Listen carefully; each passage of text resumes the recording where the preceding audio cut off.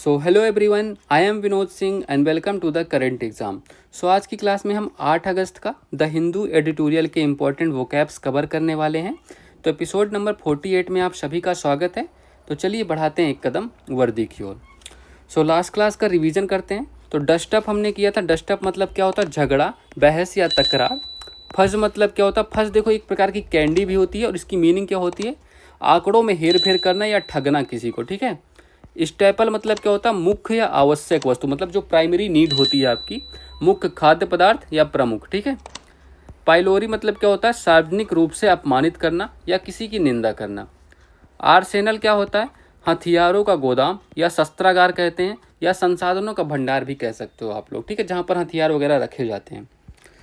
चलिए तो आज की क्लास का पहला वर्ड करते हैं। तो अलूप। अलूप क्या होता है? अलूप आप इंट्रोवर्ट समझते हो, मतलब जो किसी से मिलता जुलता नहीं है, ठीक है, तो इंट्रोवर्ट। तो अलूप की मीनिंग क्या होती है? देखो भाई, तो नॉट फ्रेंडली और फोर्थ कमिंग, इमोशनली और socially distant. It describes someone who seems disinterested और डिटैच्ड फ्रॉम अदर्स, ठीक है। चलिए तो इसकी हिंदी मीनिंग देखो, तो उदासीन हो गई, अलग थलग हो गई, ये जो दूसरों से घुलता मिलता नहीं है, वो अलग अलग रहता है, उसको हम क्या कहते हैं? अलूप। एग्जाम्पल्स देख लीजिए।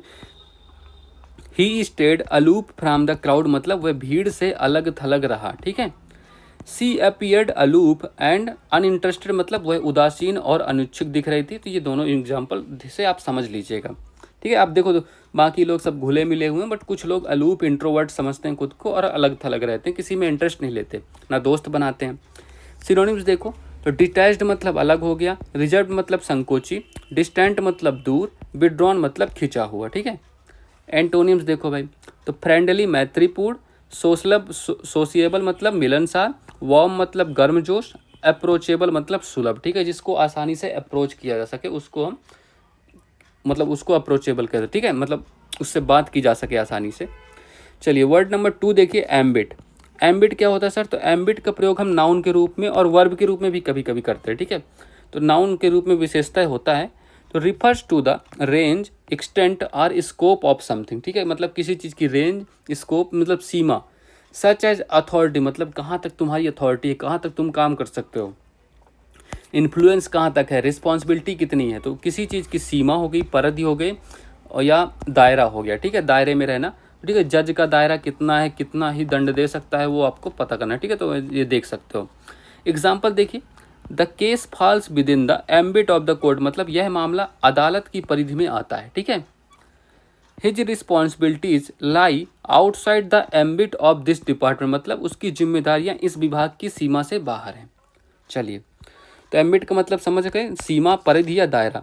सिनोनिम्स देखो, स्कोप मतलब सीमा हो गया, रेंज मतलब दायरा हो गया, एक्सटेंट मतलब विस्तार हो गया, बाउंड्रीज मतलब सीमाएं हो गई। एंटोनिम्स देखो, तो लिमिटेशन सीमितता, रिस्ट्रिक्शन मतलब प्रतिबंध, नैरोनेस मतलब संकीर्णता, ठीक है। चलिए तो वर्ड नंबर 3 कीजिए, डिसबर्स। डिसबर्स का क्या प्रयोग होगा? डिसबर्स एज अ वर्ब प्रयोग होता है। तो इसकी मीनिंग क्या होगी?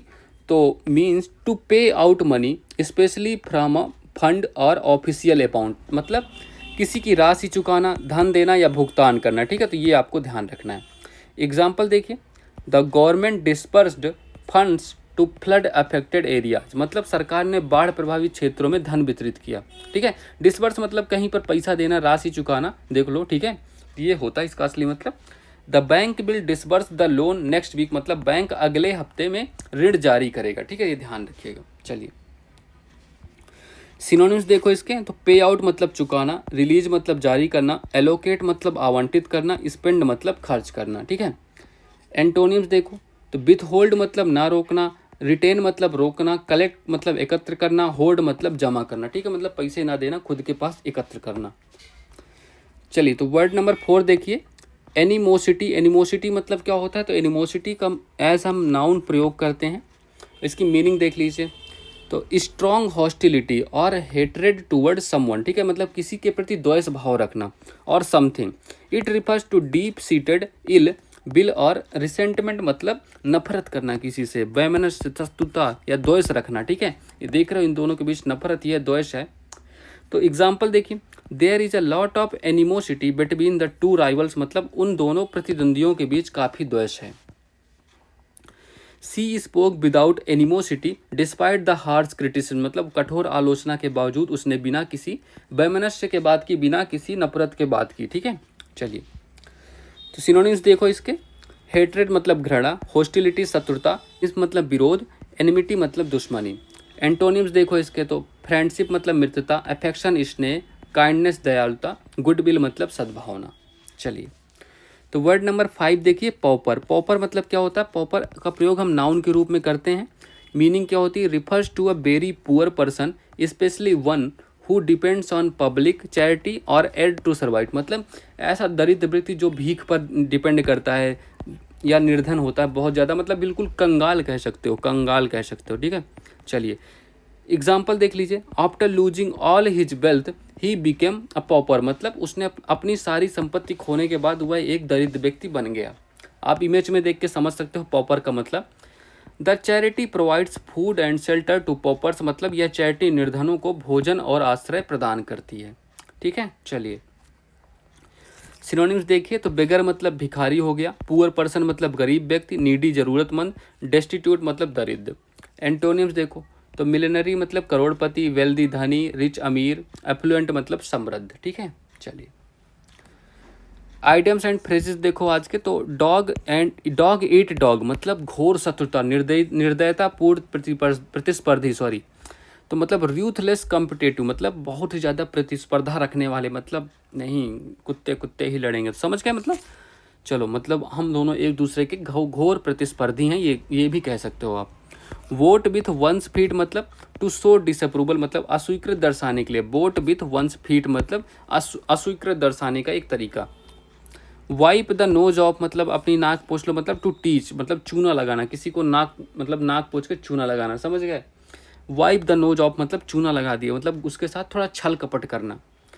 कॉर्क समथिंग अप मतलब to stop up one's mouth and be quiet, मतलब अपना मुंह बंद करना, चुप रखना। मतलब कॉर्क समथिंग अप मतलब देखो कॉर्क क्या होता है ना, कॉर्क एक बोतल का जो ढक्कन होता है बंद करने वाला, इसको कहते हैं cork.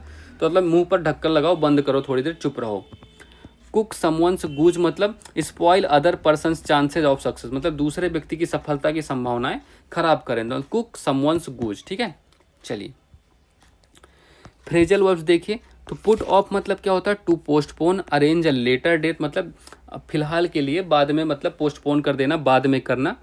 Don't put off until tomorrow what you can do today, ठीक है, मतलब आज जो काम आज कर सकते हो उसको कल पर मत छोड़ो। पुट ऑन क्या होता है? To turn it on, switch it on मतलब चालू करना, स्टार्ट करना। ठीक है, it's very dark here please put on the light मतलब लाइट ऑन कर दो, जला दो, मतलब चालू कर दो। पुट आउट क्या होता है? टू एक्सटिंग्विश मतलब the firefighters were able to put out the fire in 10 minutes, मतलब खत्म करना, समाप्त करना। ठीक है, चलो मतलब आग बुझा देना, खत्म करना। पुट आउट मतलब खत्म करना।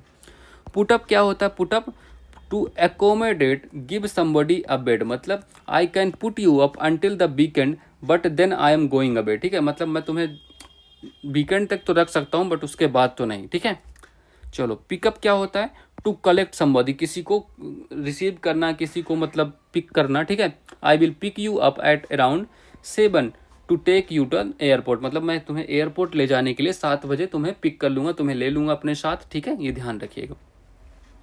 तो ये पांचों वर्ड ध्यान रखिए कि थोड़ा थोड़ा डिफरेंस है, बट आपको याद रखना है सबको। ठीक है, चलिए तो कल का होमवर्क देख लीजिए। तो she reminds me always that I, अब इसमें क्या भरा था आपने? बहुत लोगों ने आई हैव भरा, ठीक है, जो कि राइट आंसर है इसका। ठीक है, अब इसको हमें प्रेजेंट टेंस में ही बनाना है, सेंटेंस को प्रेजेंट टेंस में। She reminds me always that I have to be a little more careful, मुझे थोड़ा सावधानी से रहना चाहिए। हैड तो नहीं हो सकता था, मस्ट भी नहीं होना चाहिए, हैज़, क्योंकि मस्ट के बाद टू आता ही नहीं, हैज़ टू होगा ही नहीं। ठीक है, आई के बाद है भी आएगा, तो ये तो कैंसिल हो गया, ये भी कैंसिल हो गया। हैड नहीं होगा क्योंकि ये प्रेजेंट टेंस में है। ठीक है, तो ये सब कैंसिल हो गया, तो हैव बस बचा, ये आपका राइट आंसर है। चलिए आज का होमवर्क देखिए, तो children fill in the blanks online for more than a year now. ठीक है, तो इसमें स्टडी होगा, आर स्टडिंग होगा, हैव बीन स्टडिंग होगा, या स्टडी हो, जो भी आपको सही लगे। तो अपना आंसर कमेंट बॉक्स में टाइप कीजिएगा। ठीक है, तो कमेंट में अपना आंसर टाइप कर दीजिएगा। चलिए, so that's all for this class. Please like कर दीजिए क्लास, शेयर कर दीजिएगा और सब्सक्राइब करना मत भूलिएगा। ठीक है, so all the best, have a good day and thank you.